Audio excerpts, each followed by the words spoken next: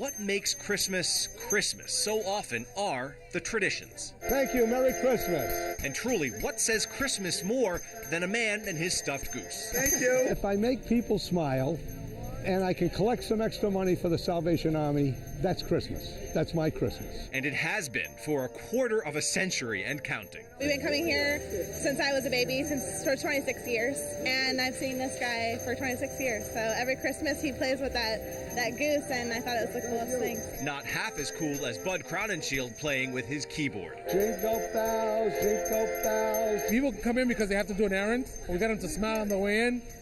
Maybe they remember us on the way out, and put something in the bucket. It's Christmas time in North Andover. Bud's territory at this one shopping plaza is at its most profitable when he is making his music. But he's humble about that part. I love it. I wouldn't do it if I didn't love it. My wife says, what do you kill yourself for? I said, I'm not. I'm enjoying this. This is my thing. I love it. And if it's tradition you want, just wait about 12 months. But yes, as long as I can sing and make somebody smile, I'm going to do it. Tomorrow it will be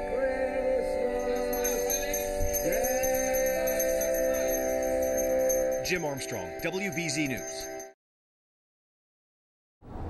It makes you laugh, right? And it sounds like, Jonathan, a lot of people actually need that reminder to use that blinker. Not Tom here, of course. He's kind of a rock star behind the wheel. But other people, maybe a little bit less so. Here on the Pike, for example, just one of the roadways where every year about 5,000 drivers get ticketed for not using their turn signal, and those are just the people who get caught.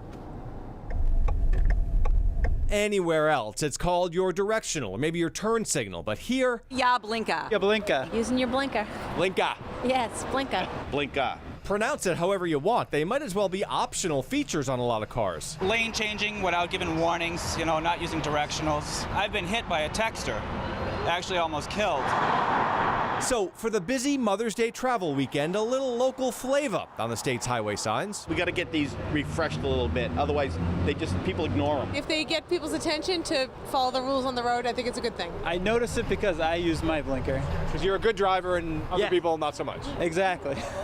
Funny thing though, the signs are all over the roads, but people are not really spotting them there first. I actually saw it on Facebook.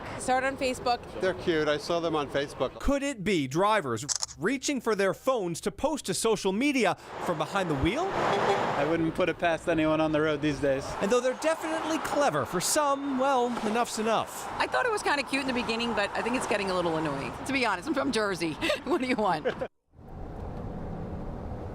Back live here from Mobile 4 on the Massachusetts Turnpike. I spoke with someone from the Mass Highway Department earlier today. He said they can't express emphatically enough how much they discourage people, drivers, from using cell phones and taking pictures behind the wheel. If you're a passenger, however, Jonathan, you knock yourself out.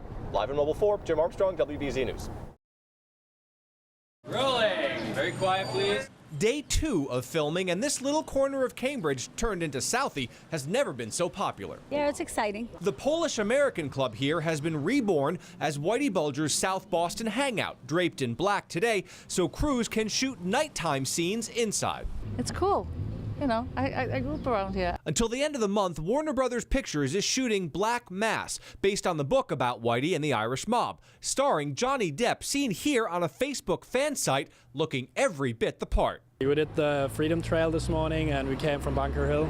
And Johnny Depp in the afternoon. Yeah, exactly. Great stuff. Vintage cars, extras in 70s garb, but the man himself? We love it, Johnny Depp. You're Brazilian. Yes. Johnny Depp is big in Brazil. Yeah. So big one. These two say they'll stay till the last day. I'm just in love with him. I'm 17 and I just know him very well. He's right across the street. I know! Shooting inside keeps Depp hidden, but there are some exterior shoots planned as well. Just one block over from the fake Triple O's, how about this? A fake Northern Ireland. This part of Cambridge will actually be a stand-in for Belfast when the movie talks about Whitey's connections to the Irish Republican Army. Police stop traffic on Cambridge Street as the actors do their takes, and the film's publicist tells us their job would be a lot easier without all the onlookers. But what fun would that be? In Cambridge, Jim Armstrong, WBZ News. The transaction itself is meant to be a secret. Prescription drugs changing hands illegally. Neither person wants this deal to be public. Which is why what more and more people have started doing after a transaction like this is so unusual. Buyers and sellers heading to the web to dish about their drugs. People are submitting product names, dosages, and prices. The site is called StreetRx.com, and it's run by a Boston-based company, Epidemico. Kind of like a Wikipedia for black market prices for prescription drugs. The goal, to get an up-close look at something that's otherwise invisible. At first, I was surprised to see the volume of traffic that we get.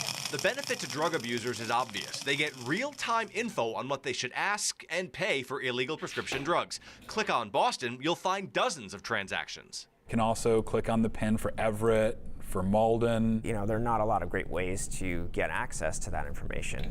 Once it's in the right hands, however, that information is incredibly valuable. Take police departments. Detectives can visit the site to learn what the going black market rate is for prescription drugs. So that when they're involved in undercover operations, they sound credible. In fact, illegal drug prices can tell a lot of stories. Abusers spend their dollars just like you and I do for what they want. A few years ago, Purdue Pharmaceuticals changed the way it makes the widely abused painkiller OxyContin. It's no longer crushable, so less likely to be snorted or injected. Visit StreetRx.com and you can see exactly what that change did to OxyContin's street price. It dropped it by about 25%. That's a good indicator that we're really annoying the right people.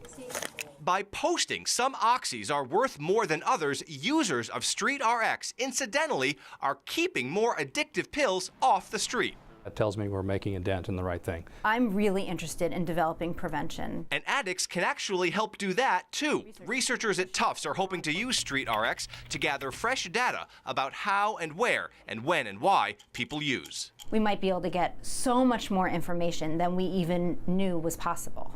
And I think a website like this could allow us to do that. So if it turns out a lot of prescription drug abuse in Metro West starts in middle school, for example, then prevention work might focus there. It's another benefit that comes from creating this space for the anonymous postings of a completely underground population. This is a way to go essentially direct to the source, direct to the community to ask them. The creators of StreetRx have gone out of their way to make sure the site cannot be used to set up drug deals and that police can't use it to catch buyers or sellers. Either thing, they say, would make the information gathered on the site a lot less useful. Jim Armstrong, WBZ News. This has never happened before. The Big Brother of the Year award being given posthumously. It was absolutely unanimous. There was no question in our mind. He was a Marine and he was a veteran, but firefighter Michael Kennedy was also a volunteer Big Brother for the last 7 years of his life. He was also a chef. He was a gardener. He loved flowers. There was a softer side that sometimes played out with Alex, not always. He was like a perfect match to me. What made him good to me was like, he was just like me. Alex was 7 when he met Mike, young, but not too young for the match to be life-changing. He was like a legit brother to me. The way he brought into my life, he made a big start for me. He made me have a new life for myself. A life that now must continue without Mike, who died fighting this Back Bay fire last March. This time when I'm by myself, I'm screaming, Mike Kennedy, I need you now. Help me, Alex, you know. I need you to talk to Alex. I need you to say something to him. But what he's already said and what he's already done is way more than anyone anticipated. It's bittersweet. It's, I'm really honored and very proud of Michael. In Boston, Jim Armstrong, WBZ News. You know, Harvard picks a different guy every year for Man of the Year for Hasty Pudding, hoping that the actor or entertainer will have some fun with it, loosen up. Every once in a while, though, they kind of get a dud. Neil Patrick Harris was not a dud, however. If I may, tonight, he was legend. Wait for it. Derry. To watch Neil Patrick Harris on stage is to see him in his element, willing to do almost anything. He's best known for his television roles. If only there was a doctor! Oh look, it's Doogie Howser, MD! These days, he's more popular than ever as the scene-stealing Lothario Barney Stinson on the hit CBS show How I Met Your Mother. Philly? That's where we're headed. For the moment, however, he is the man, so to speak, of the hour, the 47th Man of the Year, honored by Harvard's Hasty Pudding Theatrical Society. Bring it, girl. His appearance here kicks off the theater's annual spring burlesque show. Does the acceptance of the Hasty Pudding pot, the dressing in drag, does it violate Barney's bro code at all? Yeah, probably. I just kissed 2 dudes, didn't I? On the lips. I think you're still wearing their makeup, actually. Lipstick. That's hot. For an actor with plenty of awards to his credit, this little pudding pot seemed to touch him. I don't know what to say. This is super amazing, fantastic. I never went to college, and I thought you all were super pompous and pretentious. And you're actually lovely and caring, and I've had a really fun time. So thank you very, very, very much.